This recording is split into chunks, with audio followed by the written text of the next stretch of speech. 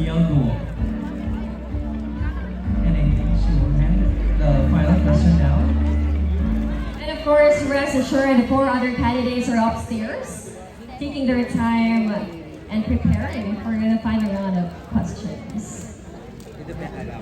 Thank you so much once again. Jewel Aesthetic Solutions by Dr. Jewel Paku, Circuit Brown Services, The Beauty Lounge Turn Up, Anwar or Cruz Amelia Dental Clinic by Anwar Blair Cruz Amelia. Thank you so much, Doc, and Radiant Skin International. I would like to thank also Ms. Biz Guerra for gramming me tonight, and of course, Lay Guevara for my suit. How about you, Keith? Of course, I would like to thank Jewel Aesthetic Solutions, headed by Dr. Jewel Paku, Saga Dental Clinic, and of course my glam team, Jason Angeles for my makeup, Wendy Lara for my wardrobe, Jonas Herrera for my hair, and Cheska Tepu. And now I guess we're about to have the final question from Honorable Mayor Alice Liel Guo. She will hand the final question to our organizer, Ms. Elena. Calm down.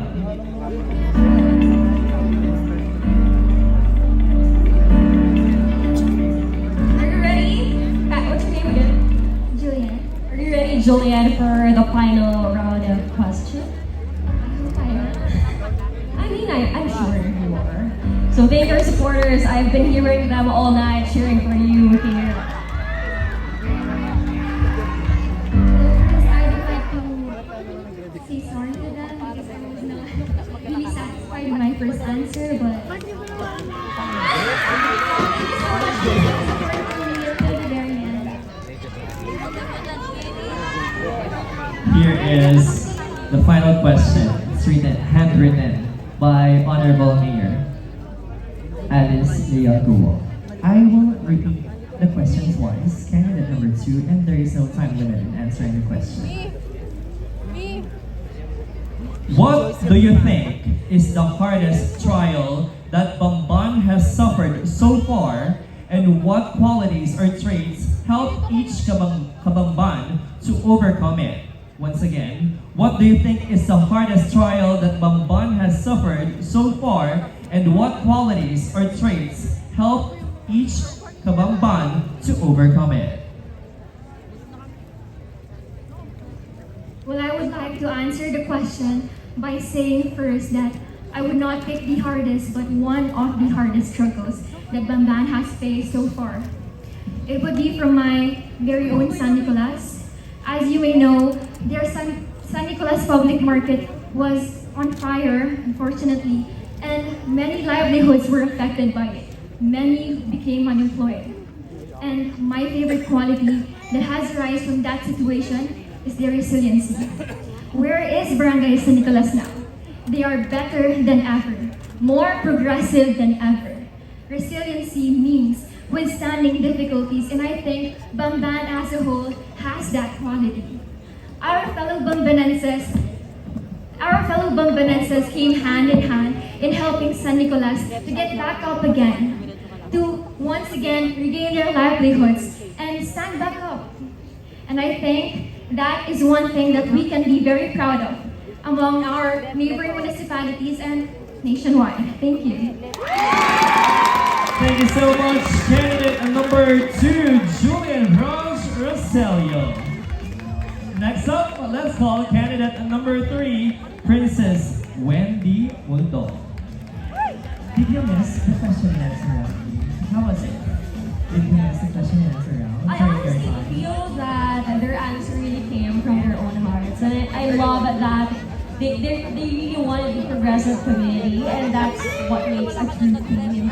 Do you have a certain technique you've been answering the question during the final round? Well, I think for beauty queens and most pageant girls, we undergo, of course, training. I would like to acknowledge Yura Dicanson, our Binibining Kandahi 2023. She's with me. We're training with Aces and Queens for Q&A. And it's normal to stutter, to falter.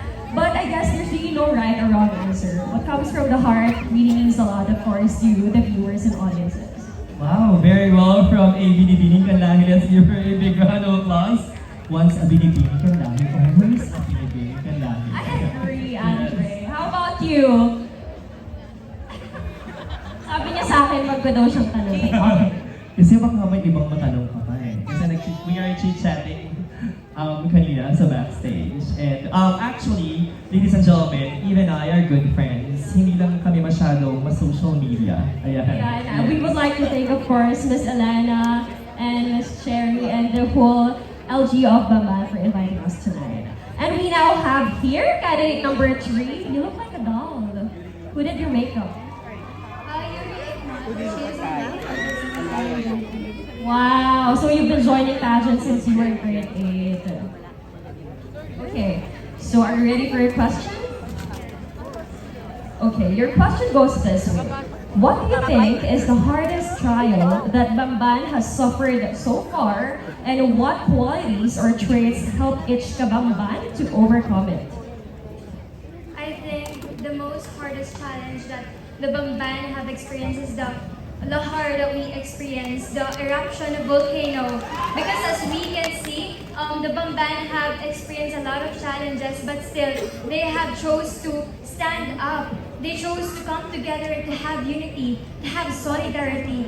And I want that aspect to still continue today. And I can say that it is still possible with the help of our mayor. Because our mayor is a selfless mayor. And she would do anything just to make this community progressive. And I would like to be like her. I want to use this platform to make everyone in a unity and to make everyone choose the solidarity. And I would bring this aspect if I was crowned as a Miss Bamban 2024. I will always choose to make Bamban progressive, to make Bamban ascenso garantizado todo. Thank you. Much, candidate number 3. You're as beautiful as your brain is as beautiful as your physical physique. Thank you so much. You may now go back. Thank you so much. Candidate number 3, Princess Wendy Mudongkong, Barangay San Pedro. Next up, Eve, is candidate number 10, Kisha Isabel Suba from Barangay La Paz. I like her answer. You know, I went to Mount Pinatubo last time, and it was indeed a beautiful disaster. And I would like to commend, of course, the Bambanenses for making it this far. And I think their solidarity and resiliency really catapulted them for making it You today. know what, Eve? I've never been there. Maybe You tomorrow. should go there. Yeah, I'll go there. And I miss our friend. Sana later on we can have the chance to... Yeah. Now, next, of course, is the candidate number 10.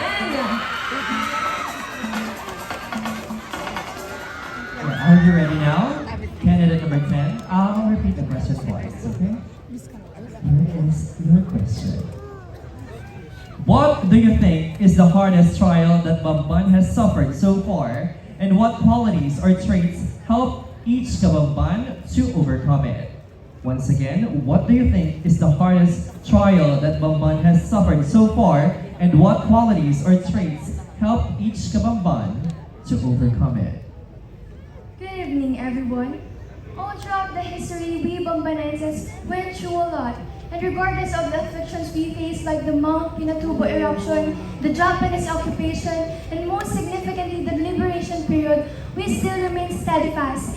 And we uphold our fortitude, beauty, and solidarity that we Bambanenses possess and can offer internationally. Because I believe that Bamban is more than its wonders and highlands, for we are enriched with history and sacrifices, which encapsulates our identity, and most significantly, it indicates that we are a land of caves. And as our municipal seal encapsulates our agriculture, history, and our tourism, it signifies that we Bambanenses are still with Bayanihan spirit. Because I believe that as long as we are together, hand in hand, as one community, we'll definitely make Bamban number 1. Sama-sama sa pagbabago, tungo sa progreso. Ascenso garantizado, Bamban numero 1. Thank you.